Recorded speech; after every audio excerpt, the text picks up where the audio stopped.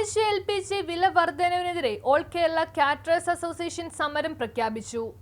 കേരളത്തിലെ വിവാഹങ്ങൾക്കും ആഘോഷങ്ങൾക്കും പൊതുപരിപാടികൾക്കും രുചിയുടെ നിറവ് പകർന്ന കാറ്ററിംഗ് മേഖല ഇന്ന് അത്യന്തം ഗുരുതരമായ പ്രതിസന്ധിയിലൂടെയാണ് കടന്നു പോകുന്നത്. ആയിരക്കണക്കിന് തൊഴിലാളികളുടെയും അവരുടെ കുടുംബങ്ങളുടെയും ഉപജീവന മാർഗമായ ഈ മേഖല പാചകവാതകത്തിന്റെ കുത്തനെ ഉയർന്ന വിലയും കൊമേഴ്ഷ്യൽ ഗ്യാസ് ലഭ്യതയിലെ പ്രതിസന്ധിയും കാരണം തകർച്ചയുടെ വക്കിലാണ്. അടുത്തിടെയുണ്ടായ ഗ്യാസ് വില വർധനവ് 100% നിലയിലേക്ക് ഉയർന്നിരിക്കുകയാണ്. സാധാരണഗതിയിലുള്ളതിനേക്കാൾ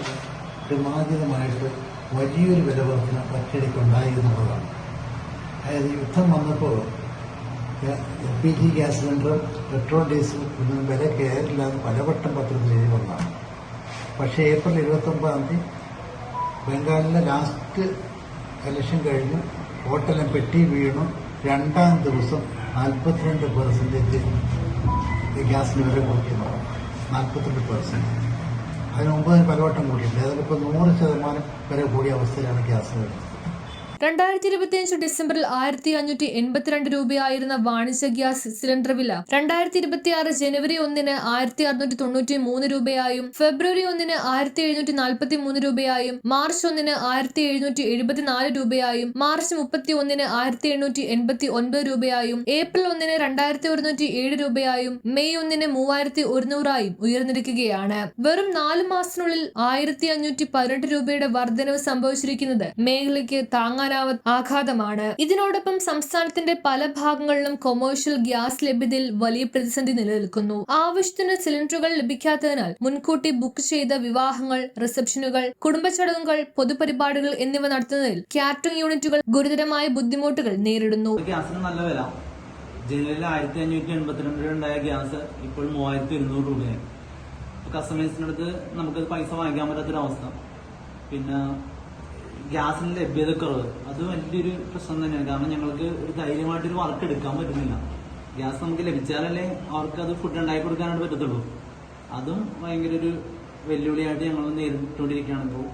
അതുകൊണ്ട് ഞങ്ങൾ നാളെ പന്തംകുളത്ത് പ്രകടനം നടത്തുന്നുണ്ട്. നാളെ പള്ളിടത്ത് നടയിൽ നിന്നും കൊച്ചി മേഖല പള്ളിടത്ത് വെളിയിൽ നിന്നും ആരംഭിച്ച് പള്ളിടത്ത് നടയിൽ അവസാനിക്കുന്ന പന്തംകുളത്ത് പ്രകടനവും മറ്റന്നാൾ നാളെ IOC മുന്നിൽ ധർണയും സംഘടിപ്പിച്ചിട്ടുണ്ട് രാവിലെ 10 മണിക്ക്. ഗ്യാസിനോടൊപ്പം അരി, എണ്ണ, പച്ചക്കറി, മാംസം, മസാല സാധനങ്ങൾ, ഗതാഗത ചെലവ് എന്നിവയിലുണ്ടായ വിലക്കയറ്റവും പ്രതിസന്ധി കൂടുതൽ രൂക്ഷമായിരിക്കുകയാണ്. ഈ സാഹചര്യത്തിൽ ചെറുകിട, ഇടത്തരം, വലിയ കാറ്ററിംഗ് യൂണിറ്റുകൾ എല്ലാം ഒരേപോലെ സാമ്പത്തിക സമ്മർദ്ദത്തിലാണുള്ളത്. ഇത് വ്യവസായങ്ങളോടുള്ള യാതൊരു ഉത്തരവാദിത്വവും പരിഗണനയും ഇല്ലാത്ത സമീപനത്തിന്റെ വ്യക്തമായ സൂചനയാണ്. സർക്കാർ അടിയന്തരമായി ഇടപെട്ട് ഗ്യാസ് വില നിയന്ത്രിക്കുകയും ആവശ്യമായ വിതരണ സൗകര്യം ഉറപ്പാക്കണമെന്നും ഓൾ കേരള കാറ്ററേഴ്സ് അസോസിയേഷൻ ആവശ്യപ്പെട്ടു.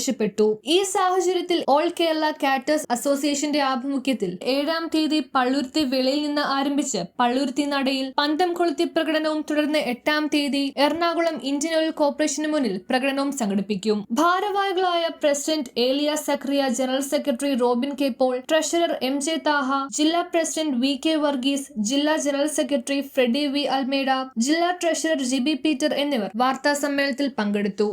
ഇങ്ങനെയുള്ള ഫീൽഡുകളിലോട്ടും അല്ല, കേറ്ററിംഗ് കോഴ്സുകൾ കഴിഞ്ഞ പിള്ളേരാണെങ്കിലും ഷിപ്പിലോട്ടും സ്റ്റാർ ഹോട്ടലിലോട്ടുമായിട്ടാണ് അവർ തിരിയണത്.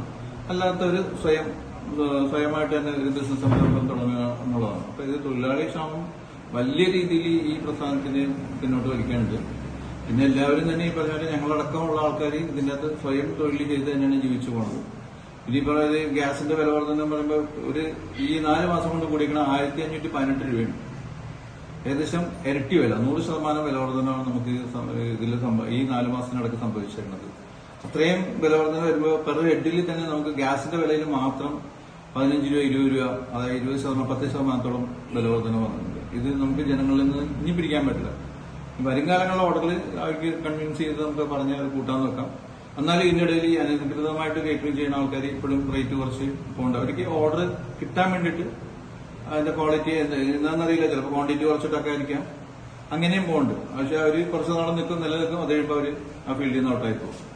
അവർ ആ സമയത്തിന് വേണ്ടിയിട്ടുള്ള മാത്രം കറക്റ്റ് ചെയ്ത് പോകണം. അപ്പൊ ഇത് എങ്ങനെയായാലും നമുക്ക് ഇതിൽ പിടിച്ചു നിൽക്കുക എന്നുള്ളത് വർഷങ്ങളായിട്ട് നമ്മുടെ കൂടെ നിൽക്കുന്ന തൊഴിലാളികളും എത്രയോ കുടുംബങ്ങൾ നമ്മുടെ കൂടെ ഇന്ന് ജീവിച്ചു പോകുന്നു. നമുക്ക് തന്നെ സപ്ലൈയേഴ്സ് അടക്കം, ഇറച്ചിക്കാരനായാലും അപ്പക്കാരനായാലും അങ്ങനെ കുറെ പേര് ഈ പ്രസ്ഥാനത്തിന്റെ കൂടെ നിലനിന്ന് പോകുന്ന ആൾക്കാരാണ്. നമുക്ക് പരോക്ഷമായിട്ട് ഒത്തിരി ആൾക്കാർ ഇതിനകത്ത് സപ്പോർട്ട് ചെയ്തുകൊണ്ട് ഇവർക്ക് എല്ലാവർക്കും ബാധകമാണിത്.